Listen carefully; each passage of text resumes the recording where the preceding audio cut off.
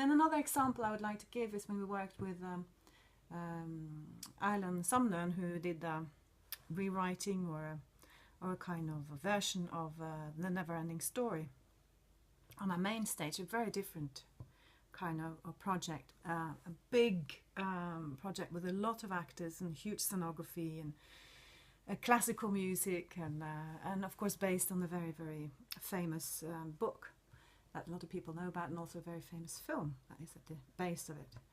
And then working with aesthetics, because this of course was a performance for children down to the age of 5 maybe, trying to make the storyline as simple as possible and turn it into sort of huge picture book. But also of course we used classical music and this very sort of beautiful, almost dance-like aesthetics that children normally don't experience, because it's not what they see on TV and it's not what they see in the cinema. Again, a sort of mixture of Baroque and modern expression in a way, and then having a lot of fear that the children wouldn't really relate to it or that they would get bored. It was quite slow. It was a very beautiful performance, but quite slow and very simple, and realizing in a way from the other end of the spectre, going away from the aesthetics that's sort of theirs and into an aesthetic that was sort of a theatre's aesthetic, and Erlend, the artist aesthetic, and realizing that they really, really loved it. So I can't say that one is the better than the other. I just think that it's really interesting to give that kind of, do whatever you do, take it really seriously and go for it with the whole heart in a way. Do you think that any dramaturgical model can work for any age group? I do think the age group 13, 14, 15, I do think that's quite tricky. I think in some way you have to go inside their framework to be able to sort of talk to them. And I guess that's what we need to do in theatre. We need to talk to our audience in some way. We need to address them. We need to be in contact with them. We need to relate to them. And then maybe for other age groups, I think it's wide open.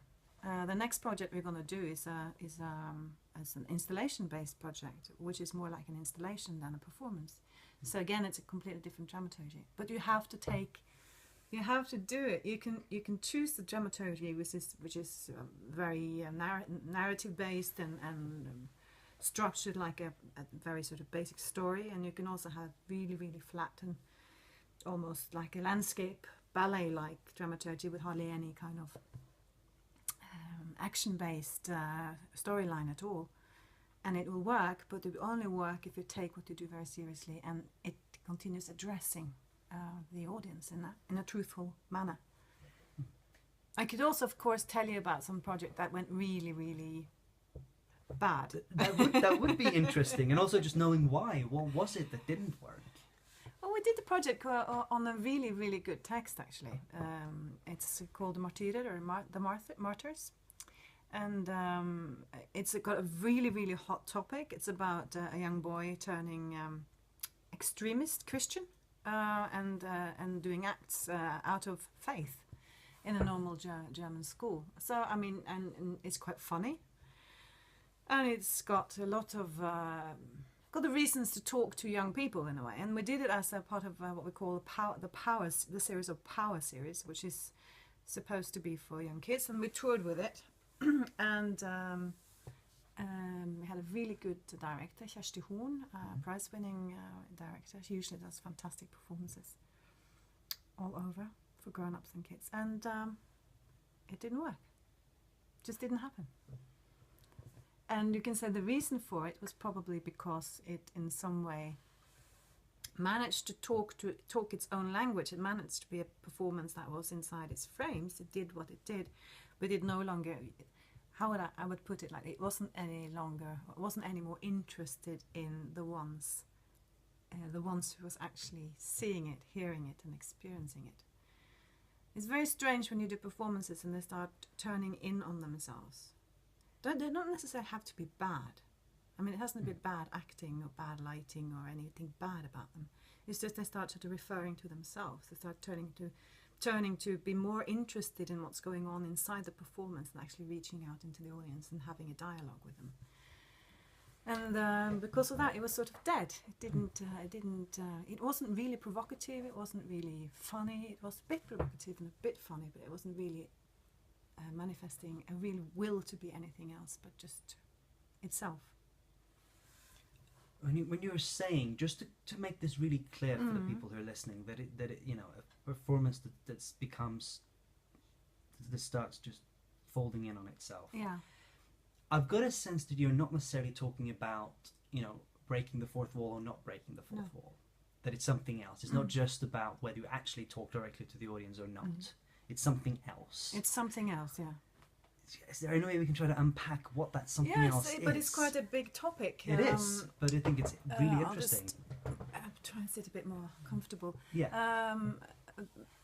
The topic of theatre in itself is, of course, you have the text and you have the staging, you know, and you have all the choices. Should I stage this in a small black box and a big one in a 1700 theatre in a crossroads in a school, you know, and all those things you do is to be able to communicate something, and that's very different from the media of film, which is always screened in a cinema or on the television set.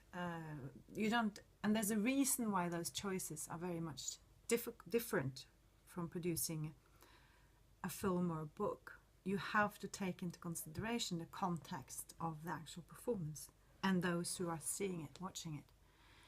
And that is the foundation, because you make kind of a contract with the audience. And the contract with the audience is say, okay, we can break the fourth wall, for instance, and say, I address you.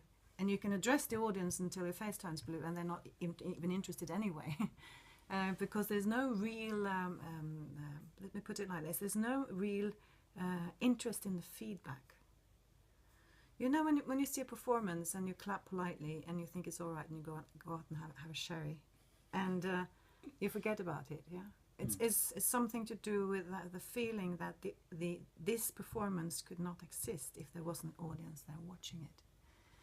And this particular contract that you make, and I think that's particularly important with children, that contract is there. You know that you've succeeded when somebody on the first row starts talking to the actor, maybe even involuntarily, because she or him has this feeling that there's a reason why I should be in this hall watching this. And to make this happen, you have to have a listening skill.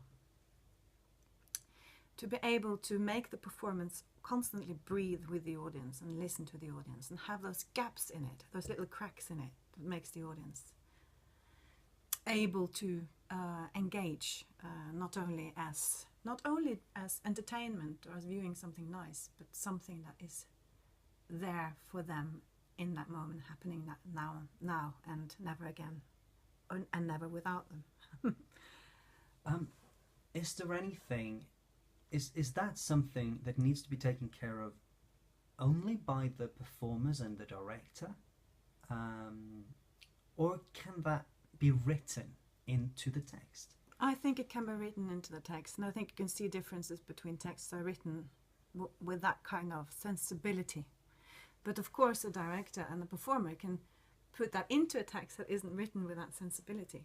But maybe that's why often texts for children and young have that kind of openness, because you are aware that if your material isn't open to the audience, then you might not succeed communicating with them. As we know, I mean, people often say this, that the audience, the children, especially the children, are hard audiences because you get an immediate reaction.